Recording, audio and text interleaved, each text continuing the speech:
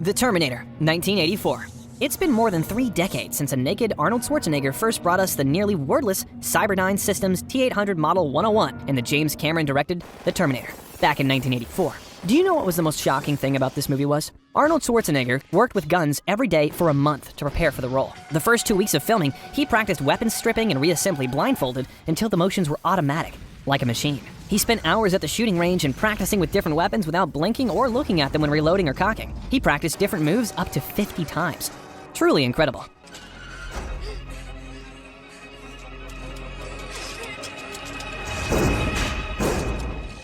Terminator 2, Judgment Day, 1991. Acclaimed director James Cameron followed up 7 years later with an even bigger and better sequel, earning Terminator 2 hundreds of millions in the box office and multiple award nominations. It was truly a game changer and is dubbed one of the greatest action movies ever made. Interestingly enough, the foreign distributors eagerly signed up for this film, even though it had more than 10 times the budget of the original film, making it the most expensive film in history at that time. And that's not all. Working with the notoriously perfectionist James Cameron was so hard on many crew members that they started wearing shirts saying, "Terminator 3, not with me." Hilarious.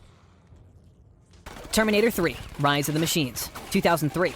After a long hiatus of almost 12 years, the third installment in the Terminator franchise finally hit the big screens in 2003.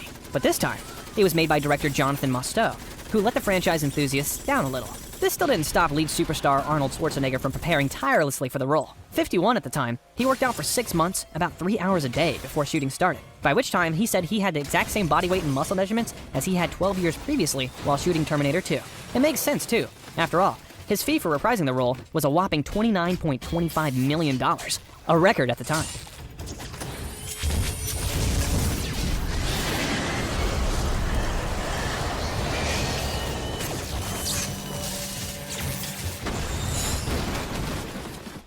Terminator, the Sarah Connor Chronicles, 2008. This was an odd entry in the Terminator franchise. Terminator, the Sarah Connor Chronicles was a television series launched in 2008, picking up the story of Sarah and John Connor following the events of Terminator 2. Series producer Josh Friedman considered the series a separate timeline that ignored the events set into motion in Terminator 3. Even though the series never featured Arnold Schwarzenegger even once, it did so well among fans that in 2012, online petitions were set up for the series to be brought back and a 3rd season to be commissioned. The campaign to bring back the series continued even throughout 2015, but sadly for all of us, it never came to fruition.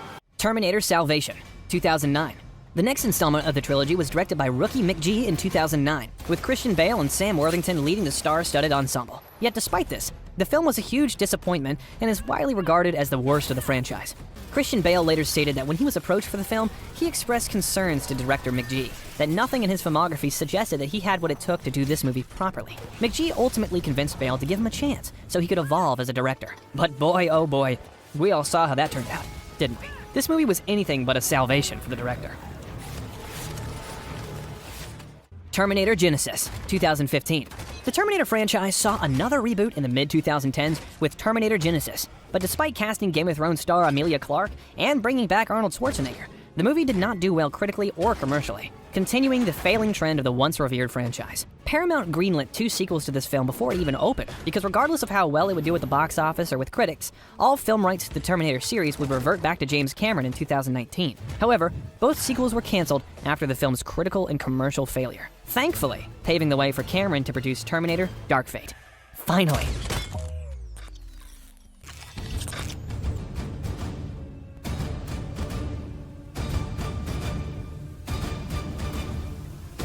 Terminator Dark Fate, 2019. After a run of films that Terminator fans wished would vanish from their minds, iconic director James Cameron agreed to help save this sinking ship of a franchise from extinction. The film, according to James Cameron, is a direct sequel to his own films, The Terminator and Terminator 2. Terminator Dark Fate ignores the events of the previous films as well as the short-lived TV series Terminator the Sarah Connor Chronicles, because Cameron was not involved in any of them. Since he was disappointed with those films, Cameron stated in 2017 that he wanted to develop a proper sequel himself. This means that Rise of the Machines, Salvation, Genisys, and the Sarah Connor Chronicles are set in alternate timelines.